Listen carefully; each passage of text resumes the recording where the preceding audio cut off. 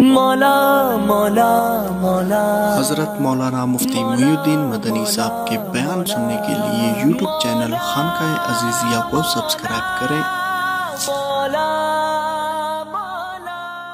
باوضو زندگی گزارنا، یہ نہیں فرمایا کہ ایک نماز سے دوسری نماز تک باوضو رہنا، کیا فرمایا؟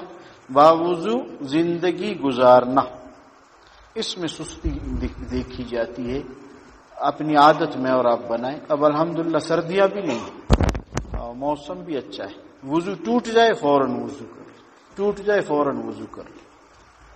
سب سے پہلی بات کہ سالک کو چاہیے، مرید کو چاہیے، بلکہ ہر مسلمان کے لیے کہ باوضو زندگی گزارنے کی نیت کریں گے نیت؟ ہاں، آج سے نیت کر لیں کہ جب وضو ٹوٹے میں ضرور وضو کروں گا، پھر اللہ سردیوں میں بھی توفیق دیں گے انشاءاللہ۔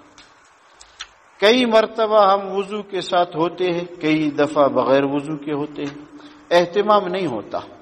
یہ اہتمام کرے کہ میں نے آج کے بعد ہر وقت باوضو رہنا ہے۔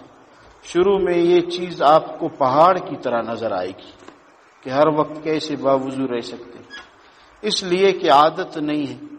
جب عادت بن جائے تو پھر آسان ہے، مگر کوشش یہ کرے کہ جیسے ہی وضو ٹوٹے پھر وضو کر لے، پھر وضو ٹوٹے پھر وضو کر لے، ہر وقت باوضو رہنے کی کوشش کرے۔ عورتوں کو اپنے خاص ایام میں جب انہوں نے نماز نہیں پڑھنی ہوتی اس میں گنجائش ہے، تاہم مرد لوگ ہر وقت باوضو رہنے کی کوشش کرے۔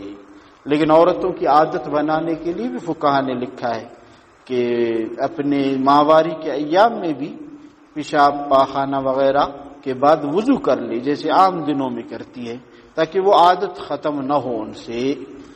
اور اتنا بھی لکھا ہے کہ نماز تو نہیں پڑھ سکتی، البتہ نمازوں کے اوقات میں جا نماز پہ وضو کر کے بیٹھ جائے، وہاں درود پڑھ لے، ذکر کر لے، تاکہ وہ نماز کی عادت بھی اس سے ختم نہ ہو۔